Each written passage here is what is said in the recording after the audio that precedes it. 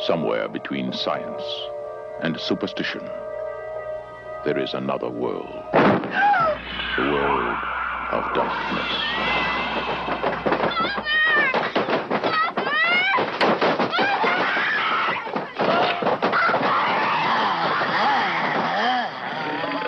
Nobody expected it. All right, let's see what the... Nobody believed it. And nothing could stop it. There are no experts. You probably know as much about possession as most priests. Look, your daughter doesn't say she's a demon. She says she's the devil himself. I'm telling you that that thing upstairs isn't my daughter. Now, I want you to tell me that you know for a fact that there's nothing wrong with my daughter except in her mind. You tell me you know for a fact that an exorcism wouldn't do any good. You tell me that!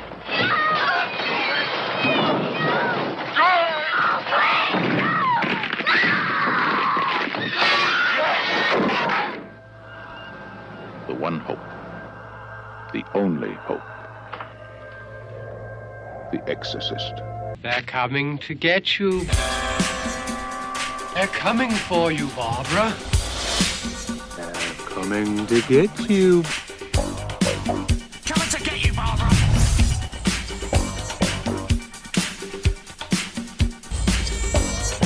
Welcome back to They're Coming to Get You. I'm one of your hosts, Brent Terhune. I'm joined by Gavin Eddings. Hello, episode 2. Let go. By this point, we've already signed a deal with a major podcasting network. Unfortunately, that podcasting network is Joe Rogan. He's paying us well. We just have to spread misinformation. Hey, whatever gets me a check, I don't care at this point, Gavin. Yeah, sell out. I would like to sell out, please. Hello, I would. Hello, is anybody hiring for a sellout? Please, God.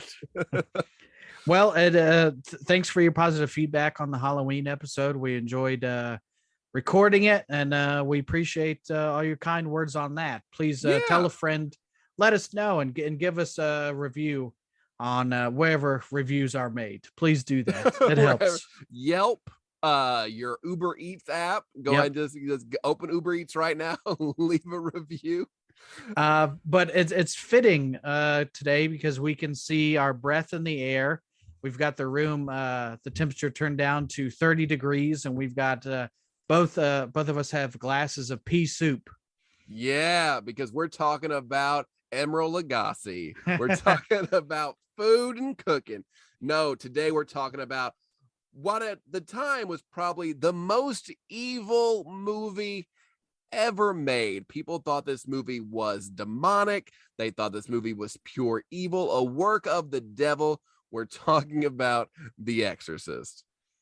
So initial thoughts, because this was not like last week with Halloween. That was kind of from childhood. I liked this movie, and it was interesting. I told my mom we're doing this podcast, and we're starting off with The Exorcist for one of the first episodes.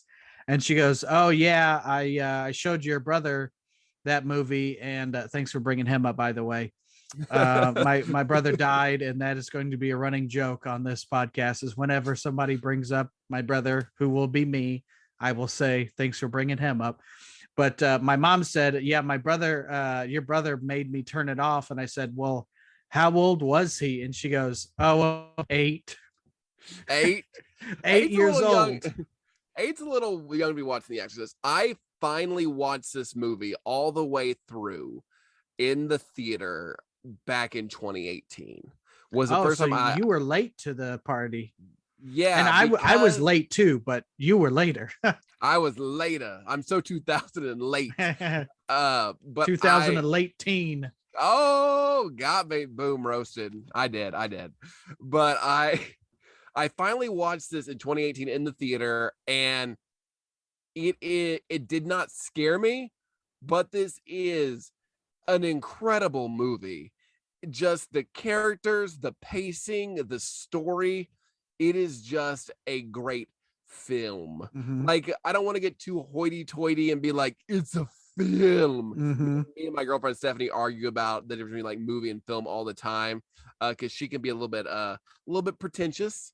about things. She enjoys Wes Anderson. Enough said.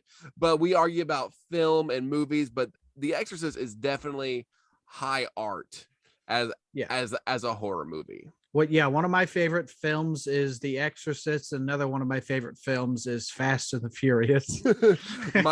I think my favorite art house movie is Face Off with Nicolas Cage. Just the way they take their faces off, really. It really is a good metaphor for who we are hiding ourselves from being. Yes, and sir. It's just a great film. Film. I will say The Exorcist is not one of my favorite movies. It's not a go-to for me. But if somebody said this is the scariest movie of all time, I couldn't disagree with you. I couldn't either. It just had such a profound effect on the zeitgeist. You had the Satanic Panic 10 years before the Satanic Panic actually happened, because of The Exorcist. People, you hear the stories, you see the headlines, like people fainting in the aisle, people just people having to pray, and all the protests by the Catholic Church. And just as this movie was being released, it's based on a book. A lot of people know that, but it's based on a book. But people had problems with The Exorcist because of the content that it was portraying. The book written by William Peter Blatty, and the screenplay, or whatever you would call it, is also written by William Peter Blatty. Released in 1973 and directed by William. It's the Friedkin Weekend. About to have me some fun. What are you? I like the way you speak about radio DJ. Like, it's a freaking weekend here. I'm about to have me some pea soup. We got the prizes, the crazy all Memorial Day weekend, baby. What up? We got mattresses half off. Come on down, see me. And now it's up the top of this. We have to discuss which version you saw, which versus the version I watched. I have Exorcist 1, 2, and 3 on regular DVD. It's not been one where I've like got to have it on Blu-ray, but I watched the version. It was the version you've not seen before, whatever it's called. It's added 10 to 12 minutes of new footage, and that was released in 2000. And the original one, 1973, 120 minutes, 22 minutes, 2000, 132 minutes.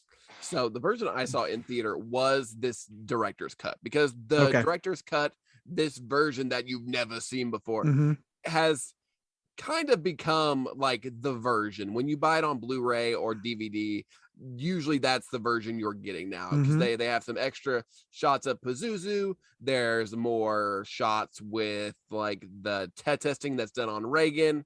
That's very upsetting, and we'll get to it. But they just add a little bit more to it. The spider walk scene that everybody said that they had seen or was creeped out by, that's actually missing from the theatrical version.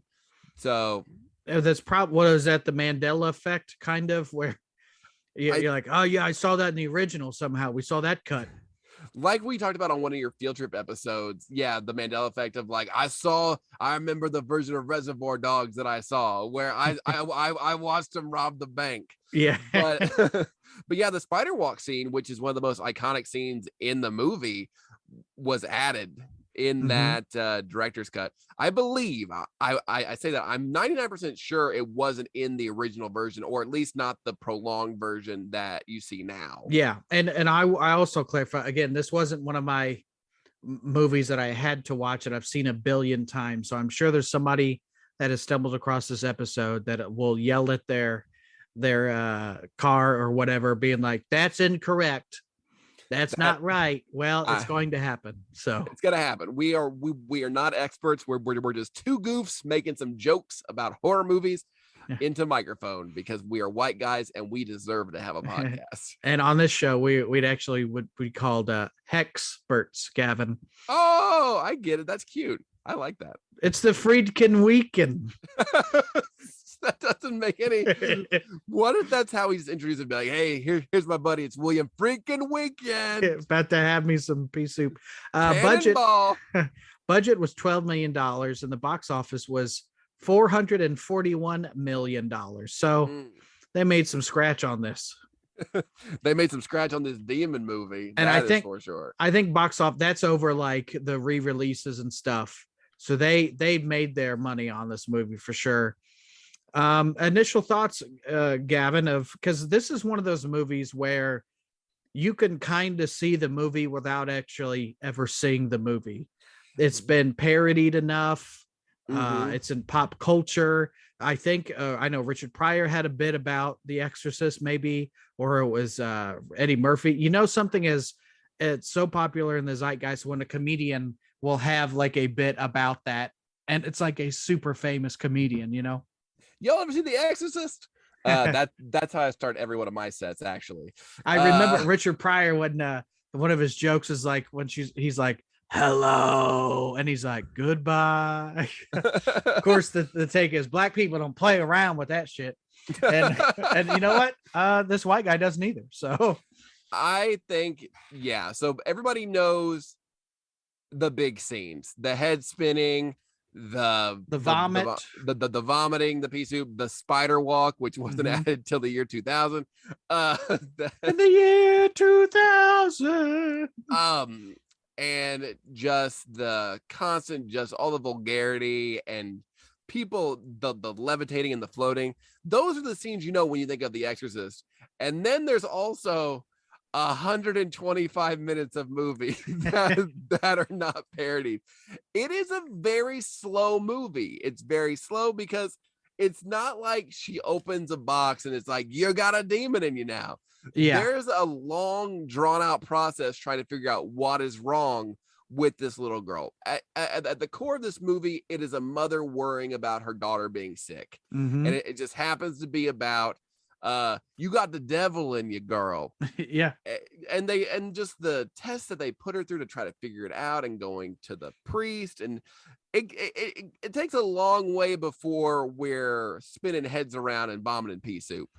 Yeah, and it was, you know, it ramps up. The mom's like, you know, we've got rats in the attic, or there's you know, she goes up and there's like subtle scares of she's got the candle and then somehow the candle flames up real like a torch, and it's almost like a haunted house movie before it's a possession movie. And then like you get the scene of Reagan playing with the Ouija board, and you know, as a guy who's seen board, the Luigi, it's a me Luigi board. But anytime somebody gets a you know, a Ouija board in a movie, you just go, nope, don't. Like I know all the way away from Ouija boards in real life. I've never done one. I never, like, it's not, it's cool. I'm like, absolutely not. Absolutely. Yeah. I've watched enough horror movies. I'm not going to do anything with any Ouija boards. Not doing it. You never see a movie where something positive happens after talking to somebody on the other end of one of those things. You know, you never reconnect with your father with a Ouija board. It's always like, here's your dad. Oh, by the way, he's getting fingered in the butt right now by Hitler. Like, what?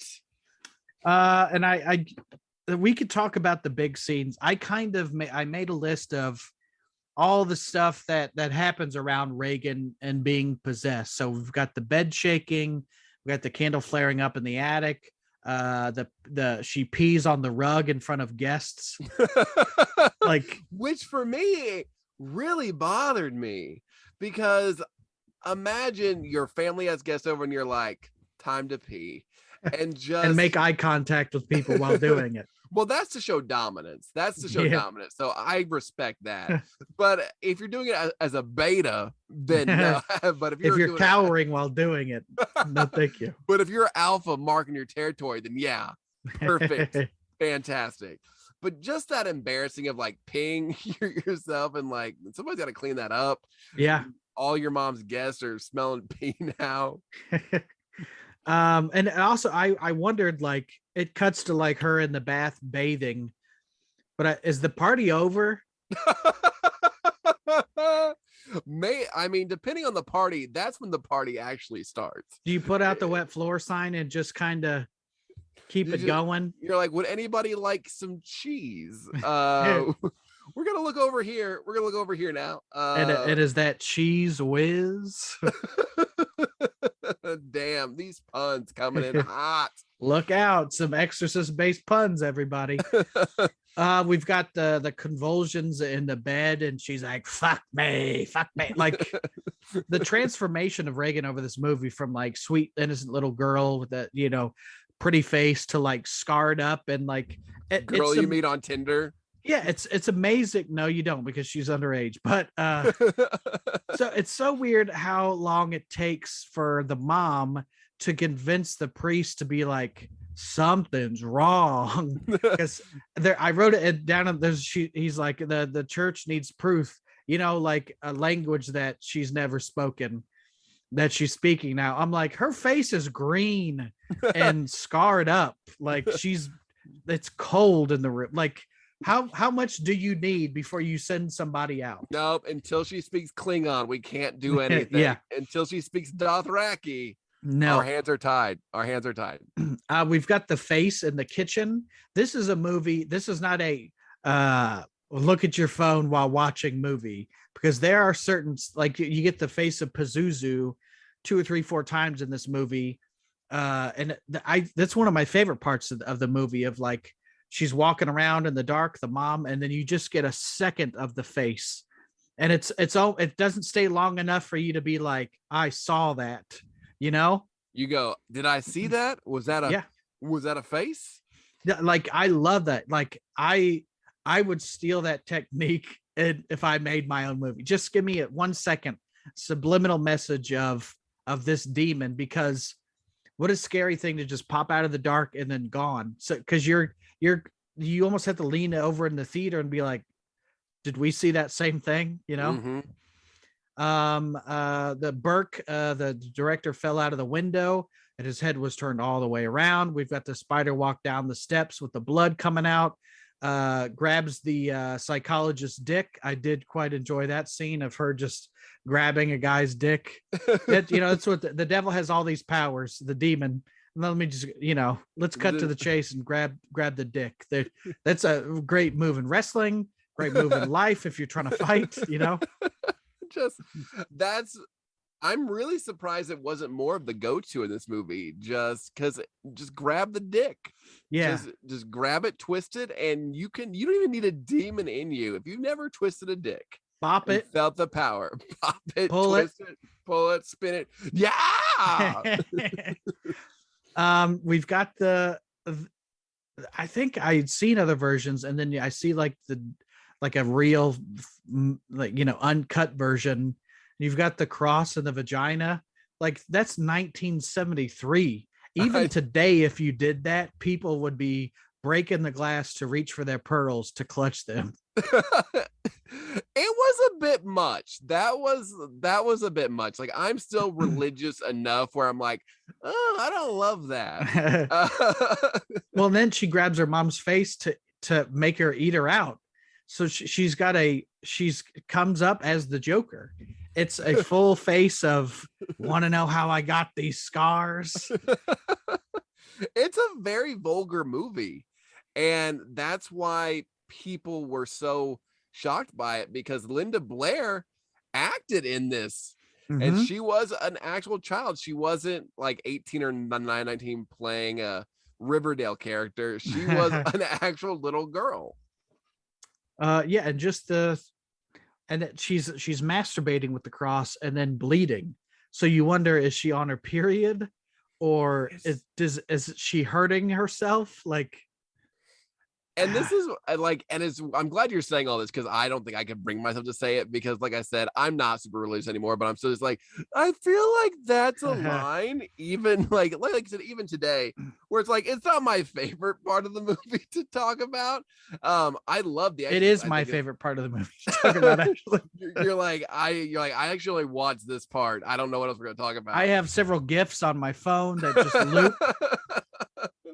One of them has incorporated SpongeBob into it. Fuck me. But Patrick. oh, SpongeBob. Yeah, just, it's so nuts. And I was raised I went to Catholic school from kindergarten to senior year, and like, I am Catholic, or what? Let me say was, but there's things ingrained in you that I'm like, I don't know if possession is real, but I'm also like, maybe, I know enough about possession that I don't fucks with it. Okay. That's the thing is like, it's, let me just, I don't want to play with a Luigi board, but also why are we risking this? It's like the same reason I don't skateboard. I don't need to, like. It's like, okay, so this is actually a funny story. Have you heard of Blackcraft clothing? Yeah. So there's a lot of cool Blackcraft clothing that I think is neat that I like to wear, but it's so like ingrained in Satanism. Mm-hmm. It's like I was just like a hoodie that's a little spooky that doesn't have 20 upside down crosses on it. Yeah, like that's all I want. I don't need to wear that in the Midwest and then be like, oh, there's the king of hell. Yeah, in this McDonald's. Like I love like you having like a hoodie with an upside down cross, but then you're like shopping for Funko Pops. Like two things that don't go together, And it's like, and it's not even like horror Funko Pops. It's like, this is my upside down pentagram Beelzebub hoodie that I'm wearing, and also I'd like my Disney Funkos. Yeah, I'd love the band Ghost, and if Google the band Ghost if you've not heard of them, but their lead singer is a demonic pope, and every new album they get a different pope. And it's I have a couple shirts from them, but I'm like, am I going to like my wife's family's house? Because you can't wear the ghost shirt, you gotta like pick and choose. Oh, is this like a hang around friends day? Cool. I can wear the devil pope shirt, Is this a formal event? I should not wear the devil pope shirt. Yeah, I will wear the nice devil pope. Her head goes all the way around. And saying your cunting daughter. I as far as I know, this is the only movie that says cunting, like uses it at that phrase. It doesn't roll off the tongue either. That's a very harsh phrase to try to what's work the phrase, Gavin? Cunting. Okay. It's a very tough phrase to try to work in a normal conversation. We have Karis and her, and she's like, the calling back to the scene when he's in the subway, and the guy's like, help an old altar boy, father. Like this devil gets in his head of, this demon of like his mom dies, and she's like, I'm in here, like really playing psychological games with the young priest. Yeah, your mother sucks cocks in hell, and like if you tell that to somebody and you're not possessed, like that's gonna shake you to your core a little bit. Be like, what is she doing? She's alive. I do love and maybe I watched this, I don't remember, or just you see a supercut of edited for TV movies. And like one of my favorites is she says your mother sucks cocks in hell, but on TV it's your mother sews socks that smell. So if you're watching on cable and this demon has possessed this little girl, and to get into the mind of the young priest, she says your mother sews socks that smell. And if you didn't know there was an alternate version, you're just thinking, man, this guy really is invested in his mother's socks. That is almost better. Yeah, it's almost better just because it is so weirdly specific. Yeah, that targets us, be like, oh, that's the one that cuts deep. My mother does so. So how do you sew a sock that already smells? That's what it's pre-stunk already. Be like, yeah, I poop on the yarn, then I sew it. It's also weird that like they've attempted to clean this movie up for TV. Like you could cut out the cross masturbation scene, of course. Yeah, but it's like, of course. It's like when they would show The Sopranos on TV. Like, what are we doing here? This is, or like the Casino. One of my favorites is Forget You Mother Forgetter. Like, come on. Like, one of my favorites, you know how you have your mother sews socks? One of my go-to, my favorite edit of all time is Scarface. There's a TV edit of Scarface, and there's a part where he gets off the boat from Cuba into Miami, and they're like, how'd you get that scar? Eating pussy. And in the TV version, it's how'd you get that scar? Eating pineapple. It's like one of these things is not like the other. You know how you just cut yourself eating pineapple? Yeah, just when you just face first into a pineapple, peel and all. I don't like that you got the pineapple on the pizza, man. Stab. I got two things in this world, my balls and my pineapple, and I don't break them for either of them. This town's a chicken just waiting to get plucked. Just waiting to get pineapple. What? We get the first attempt at an exorcism, the holy water. It turns out to be tap water. She has helped me ridden on her stomach. She spits out on Marin, the old priest, spits out what is vomit, of course, but man, did it look like baby shit. Like, just can you imagine just trying to focus and say the prayers and the ritual, and then you get just a big, thick, runny shit on your face, and like he just keeps going. That's a champ. I mean, I imagine in Exorcist training camp that they go to, they just have all these different hazards. They're like, all right, now we're gonna do one if you're doing Exorcist on a dirt bike. All right, we're gonna kick some dirt up on you. You got to keep going. All right, you just watch somebody do a sick skateboard trick. Keep going. How many times does that have to happen that you eventually just brush it off? Like it's like a parent that's on their third kid and a puke on the shoulder is nothing now, but the first time it happens you're like, oh my god, you know. You're like, but yeah. Yeah, it's just puke, get over it. It's just puke. I gotta get this demon out. Yeah. Her head turns around again. You get the demon in her face, Pazuzu. You get levitation. You get then she hits Karis, the young priest, with the double axe handle. And I just had to, because I know that move from wrestling, so I had to throw in. She hit him with the double axe handle, and then can you imagine if she got stone cold stunned or something? That's how the head got turned around. Is she got stunned? She was selling. She just got. The power of Christ compels you. My God, my God, my God. She was every Asian wrestler that spits the green mist. Is that the Great Muda? It's the Muda. Oh, by God, that's a cross on her trunks. My God, she is possessed. They got her. They got her. She talks in Karis's mom's voice. That's like a. You have to set that up of like he loves his mom so much, and it's torturous for him to not be, I think, in New York City with her. This lady has got no business living on her own, but it's like, and it just has weighed on him so heavily, and eventually, you know, she dies, and it's like, I love how they send in the priest that's one is emotionally not weak, but vulnerable because his mom just died. And then you send in the oldest guy to do the job. Like he's got 500 under his belt. This is just another day for him. Like, yeah, it's so weird how like we've chosen the past couple presidents to make them the oldest people possible. And then every pope is somehow 75 years old.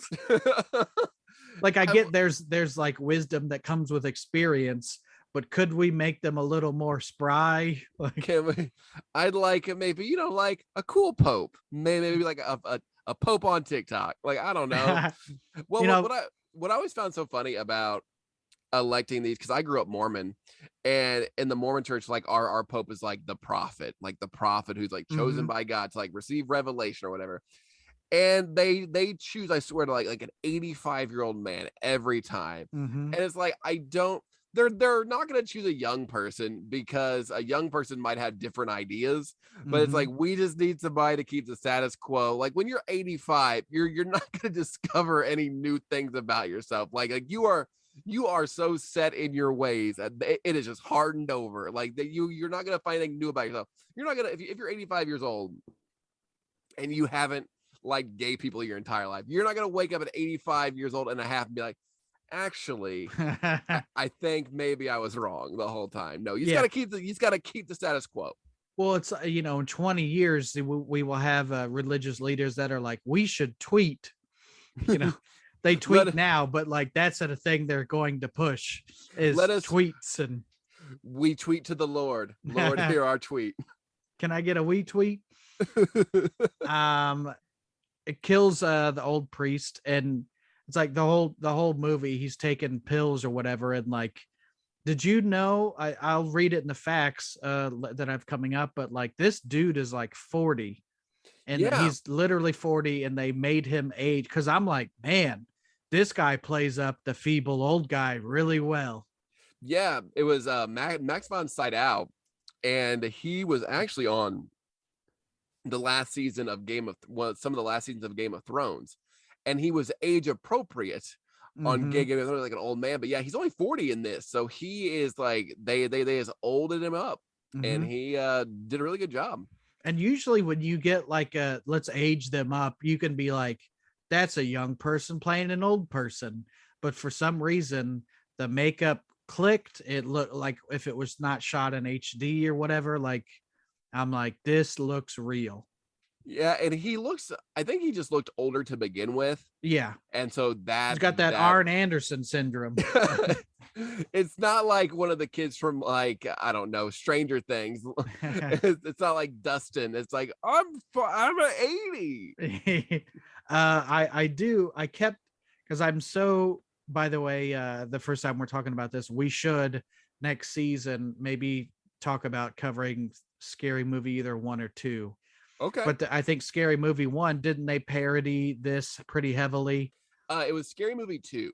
Okay. And the priest is played by, I'm trying to think of his name the whole time because I was confusing the two. I know you're pulling it up. Yeah, I'll pull it up, Jamie. He was the star of John Carpenter's Vampires. That does me no good. I know. James Woods. I thought of it on my own. It's James Woods. Okay. And so I think in Scary Movie 2, he played the priest, and they look so similar that I would look at my phone or something, look up. I'm like, that's James Woods in The Exorcist. I've watched one movie so much that the parody has affected the real movie. Yeah, when they just spit the pea soup on them for 4 minutes straight. It's hilarious. It's so good. And my favorite part is when the priest offers him his little hand. He goes, grab my little hand. It's my strong hand. It's my strong hand. You can't use his other hand. So the old priest is dead, and somehow Reagan the demon has gotten loose, and then Karis just proceeds to whoop some ass, like just like the demon has resorted to dick grabbing. He's like, I'm just gonna beat you, and then gets the demon inside him and jumps out the window. Yeah, that's a pretty boss move where it's like, oh, if I can't get you out, I'll just kill the little girl. Yeah, I'll just whatever. I don't care. And it's a very violent end. Yeah, because he hits those steps hard. Yeah. Well, and it's the second death of those steps. Like earlier in the movie, somebody falls down the steps. And I'm wondering, like, so if Karis dies, does that demon die with him, or is it just now free to roam the world again? I think the implication is that, and I've never seen any of the sequels. I have, and I need to watch a movie a couple times before it sinks in, Yeah, I would assume that that's the goal, is that once the demon's inside you and then you die, it dies with you, or at very least it's not in her. I think Yeah, And like, I don't, but then again, wouldn't have been a bummer if he gets the demon into him, jumps out the window, and then he dies, and then the demon's like, all right, going back to the little girl. Yeah, like going back to Reagan. There's a lot of variables here that they are not taking into account. Like, what if it just goes back? yeah, nobody ever thought of that. But yeah, those steps are kind of iconic, you know. Mm-hmm. So the scene that bothers a lot of people and bothered me isn't so much the supernatural stuff, which is very disturbing, and it's supposed to be. The scenes where she's being tested in the doctor's office, and they have that weird blood test where they put going in her neck. Yeah, where they put it in her neck and then they pull it out and just like squirts blood. That bothers so many people, including me, who I don't have a huge fear of needles, but I don't love them. It's me skateboarding. Yeah, like I don't mind needles, but I'm not going out of my way. I don't. That's why I was like, you people enjoy your heroin. I don't know how you do it. I don't know how you do it, but it is not for me. Yeah. I think people get squeamish about that stuff because it's like whenever I see somebody get like not even hit in the penis, but like something pierces, like I just imagine that stuff happening to me, or like somebody has a teeth thing, somebody will like break they'll a just tooth. show like a tooth chipped or like even an eyeball. We all just imagine that's happening to us. Eye stuff doesn't bother me as much, but anything with like teeth. In the last episode, you mentioned your recurring dream about like being just Michael Myers. Like I have the recurring teeth falling out dreams. I have that one too. Yeah. So it's just like, well, I'm at school. Where'd all my teeth go? Yeah. But yeah, anything with like teeth pulling or like chipping teeth. Even that scene in American History X when he's just like bite the curb. When he bites the curb and you just see like the teeth make brief contact with the curb. Yep. You're like, no. Yep. Just that. You could just show me the teeth touching the cement, and I know teeth aren't supposed to go there, and it's very cringe to me. But people are very worried, are very disturbed by those medical test scenes. Like they're disturbed by everything else too, but that really bothers people because just needles in necks, blood squirting, it's very disturbing. Also, there is a very famous story with the technician, the actor that plays the technician, and then that scene is actually like he was a murderer. Yeah, he was. It's one of my facts that I have here, if I could find it. A real-life suspected serial killer makes an appearance in the film. Paul Bateson, a real-life X-ray technician, played the role of the radiologist assistant in the scene where Reagan is having a carted and okay, she has the procedure is what I'm going to call it. It's an angiogram. Sure. Okay. I watch Grey's Anatomy. I'm just naming things. Authorities suspected him of being a serial killer that had been targeting gay men in the years of 1977 and 78 and wrapping their chopped up remains in plastic bags. These were known as the bag murders. I'm not laughing at them, but just calling it the bag murders just seems very like there's nothing a little more creative we could have gone with. There's the bag murders. Nowadays, they'd be the canvas bag murders. Yeah, because everybody's so woke. Everybody got to save the planet, whatever. You know what? I put 500 gallons of diesel in my truck. Oh, we're good. Somehow we found a way to make the Exorcist podcast political. Well, listen, all I know is the demons are living in the liberals. You got to cast them out with more guns. But yeah, so that scene really bothers people, and it bothered me. There is this idea that the film was cursed. So now there was an episode of Shudder's cursed films about how the Exorcist was cursed and how Linda Blair had a lot of issues in her life with like drugs and alcohol following the movie and things like that. So she's cleaned up now and she seems to be fine. Yeah. But it was just a very hard thing to shake when you're a child actor.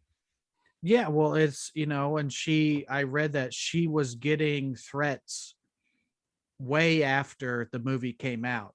from, of course, that's what a good Christian would do, is threaten somebody. Yeah, it's what Jesus said, do unto others as you would have them do unto you, with threats. This one, it was the first horror movie to be nominated for the Academy Award for Best Picture, one of 10 adapted screenplay, or one of the Academy Awards for which it was nominated, winning for Best Adapted Screenplay and Best Sound. It was the highest grossing R-rated horror film until 2017, with the release of It. I didn't Linda Blair win an award for this? I thought she won like an Academy Award and they took it away because they maybe, I don't know. I know that she won some award that they took away because it turned out that there was a voice actress who did all of the demon voices, all the Reagan lines with the demon word dubbed over by just this woman who was uncredited. And her way to get the voice was like she would just smoke unfiltered cigarettes and just really get deep into it. Mercedes McCambridge went to extreme lengths for the voice of the demon. She provided the vocalizations of the demon, and in order to perfect the distorted voice, she actually gave up sobriety. She chain smoked cigarettes, drank heavily, and even ate raw eggs to master the satanic voice. She was also physically bound to a chair with torn sheets by arms, legs, ankles, and wrists to achieve a more realistic sound. That is dedication. And it's weird. It's unsettling to hear the different voices that come out of this child. And one of the scariest parts for me was when the old priest walks in the house, the young priest is there, and you just hear a growl from upstairs, like it knows that there's about to be a fight. And that was, to me, one of the most unsettling things. The thing that I find interesting is that she gave up sobriety. I feel if you're giving it up that easy, you're just like, well, yeah, if I have to, and like, no, you don't have to, but I guess if I have to, I've already started. I'm eating cigarettes and drinking Jim Beam. Okay, couldn't you say drink like hot sauce? I don't, no, I'm not a voice actor. I don't know. So already done. We're good. I am eating rocks. Aspects of William Peter Blatty's novel were inspired by the 1949 Exorcism, performed on an anonymous young boy known as Roland Doe. Doe's family became convinced that the boy's aggressive behavior was attributed to demonic possession and called upon the services of several Catholic priests to perform an exorcism. It was one of the 3 exorcisms to have been sanctioned by the Catholic Church in the United States at the time. It's maybe later debunked and dismissed by paranormal skeptics as some of the stuff the kid could have done to himself and acting out. And despite the relatively minor changes that were made, the film depicts everything that could be verified by those who were involved. In order to make the film, William Friedkin Weekend was allowed access to the diaries of the priests involved, as well as the doctors and nurses. He also discussed events with Doe's aunt in great detail. Friedkin had said that he does not believe that the head spinning actually occurred. Yeah, I know that people claim a lot of supernatural things, but if your head spins around, supernatural, I feel like you're dead.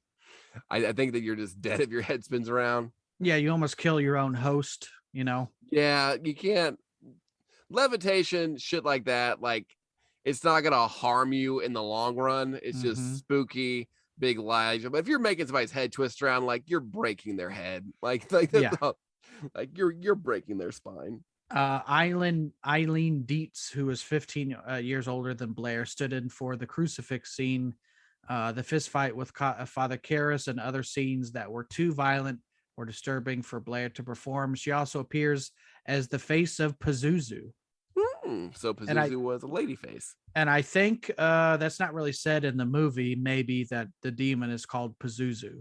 Yeah, I don't know. Did they say it's Pazuzu in the movie or no? I don't remember, but the stuff that I'm reading in hindsight is not really saying that. But they say it, they clarify. It's probably said in the novel a bunch. So when you were growing up as a Catholic, in a religious household, was The Exorcist like the most scary evil movie you could watch, or no? I didn't even see it when I was a kid. I saw it later as an adult, but even like you again, it's one of those movies that you can see without seeing. Mhm. So if you even see like clips of it, it would scare me Yeah, for and that's sure. kinda- And it's that thing that's ingrained in me as a former Catholic of like, we can stop a home invader, or we can stop, it's like a clown. It is not real, Mhm. but there's always that little hint of me that's like, you could be possessed by an evil thing. Yeah. So even if I don't fully subscribe to that, again, it's like, I'm not going to mess with that, Yeah, and I remember going to like the video stores growing up and seeing like the box for The Exorcist and like being too afraid to like look at the box. Oh yeah. Yeah, just like I don't know. This seems like I don't want to open this portal. I don't want to open Yeah. it. I did a video on my channel about like hilarious 1-star reviews, and like the amount of people in the year of 2022 who still leave like 1-star Exorcist reviews just about like how it's the most evil thing in the entire world and how it's made by demons. Like they're still talking about it. Mhm. Well, and the thing is, the demon loses at the end. Yeah. Like, and that cursed films on Shudder. I think they talk a lot about this, but William Friedkin was not the nicest director, Gavin. No, he like hit people, and like I think didn't he fire a gun? He fired blanks without warning on the set to elicit shock from Jason Miller, who played Karras, for a take, and told Miller that the pea soup would hit him in the chest rather than in the face.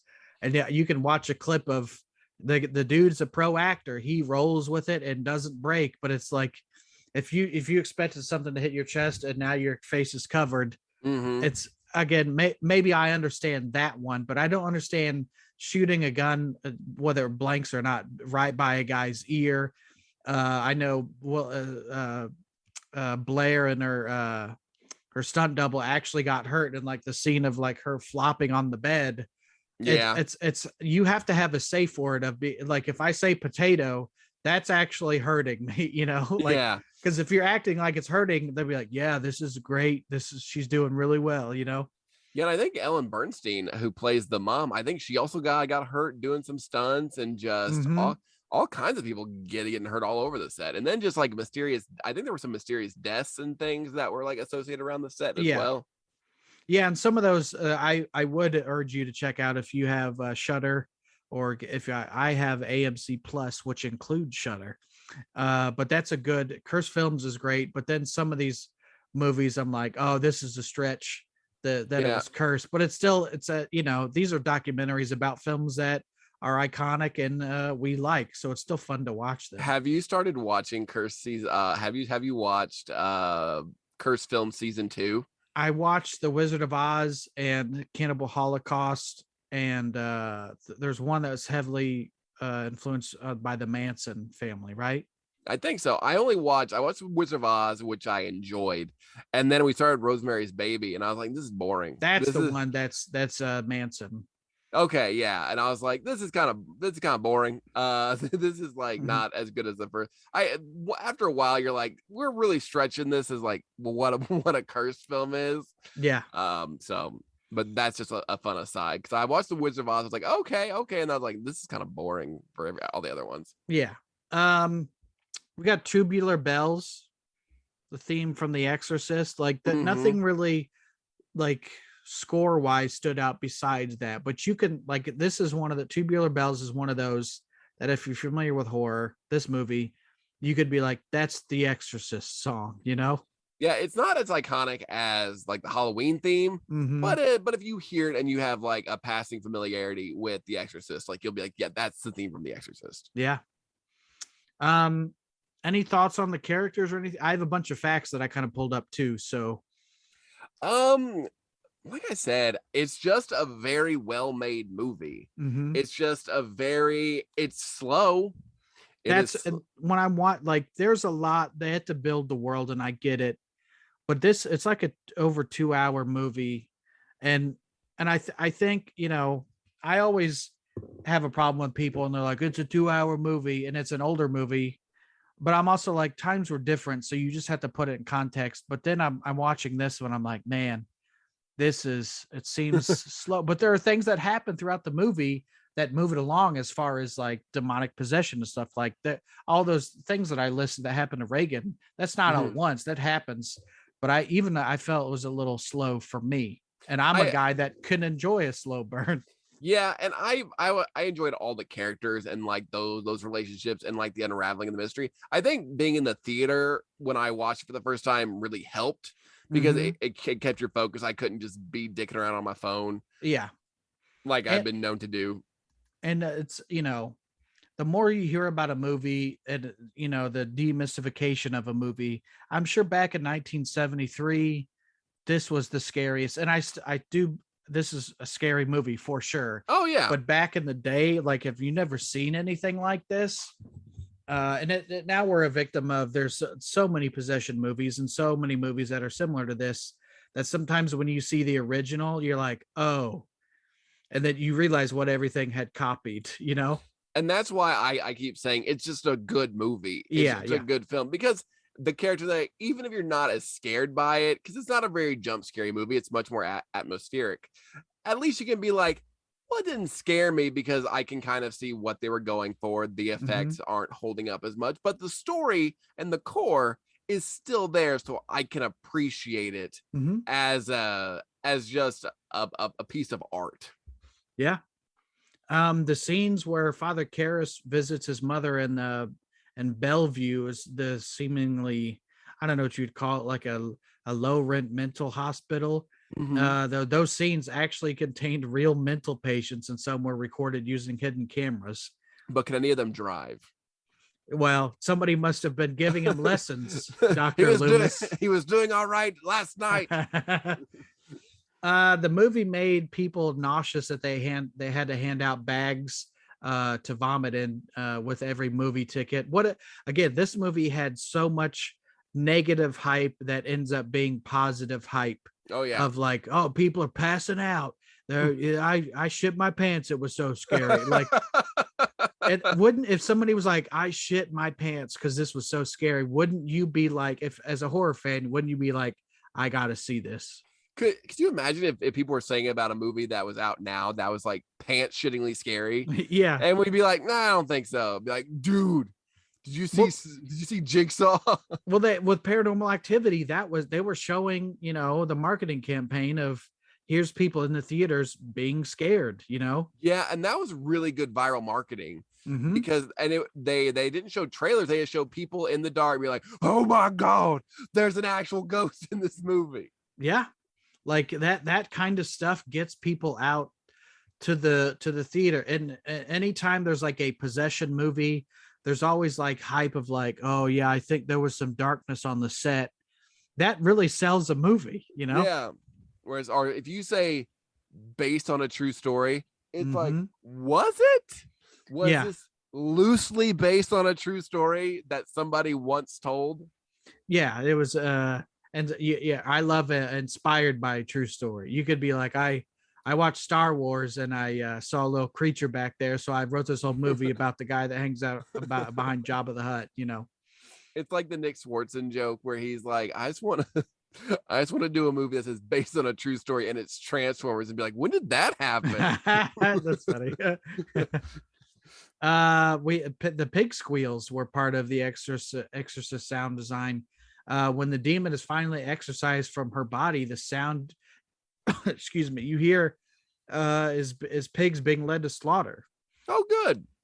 That's like there's a lot of like, I don't know how much you are into like black metal, which I am not, but you hear music and you're like, this is just pigs grunting. Like it's unsettling. This is just somebody hitting a stick against a wet tree, and it's number one in Sweden. It's a clown hitting a baseball bat against a keg. It's music. It's a symphony. Let me look and see if there's other. Max von Sydow, right? I'm saying that correctly. I think so. He was 44. And I'm seeing this picture of him. I think it's James Woods. It can't be for sure. Can't be for sure. It might be James Woods. And then we didn't talk about the detective that's kind of in the movie too, kind of trying to solve. Like he's not a nothing character, but I'm trying to think. They could cut him out and it wouldn't make a difference to me. At least is he gonna arrest the demon? Solve the demon case. I'd have to see this movie a bunch more to tell you if they needed that detective, but they're, and I'm sure somebody's like, this is the perfect movie. They don't need to change a thing. And maybe you're right. It just has not been my movie, even though I think we both agree this is a good movie. It's great. It holds up.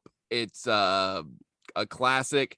Anybody who's a horror fan needs to watch The Exorcist to just fully appreciate how far possession movies, demonic movies have come.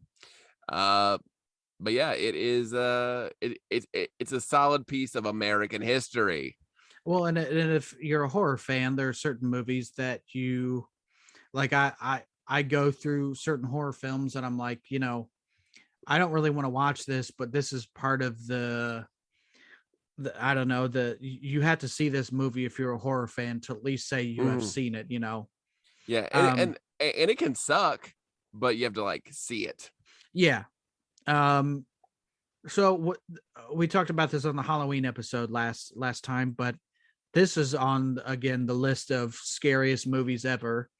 Would you say, Gavin, that this is one of the scariest movies ever? Yeah, a lot of people say it is the scariest movie of all time. Not just, but people say that like there's never been a scarier movie since 1973. And I know that every year they've been doing the science of the scare where they like test heart rate and stuff. I think The Exorcist ranks fairly high on there, or it did, but I don't know. I think there's been movies that I've seen that are scarier. I may lose some street cred. I think the movie Sinister is just the fucking scariest thing in the entire world. But I didn't ask you about Sinister, Gavin. I asked you about The Exorcist. I know. I think The Exorcist could be considered one of the scariest movies of all time. Yes. Yeah, I totally agree. No doubt. Like if anybody would say this is not scary, I would. Okay, cool. You're brave. Like this is enjoy your death metal. Yeah, your pig's grunting. Also, we didn't talk about the scene when the old priest shows up and is outside the window. Like that is that's the cover to the movie, but also if you didn't say The Exorcist, you could be like, that is from The Exorcist. Yeah. The silhouette, like there's just some iconic shots in this.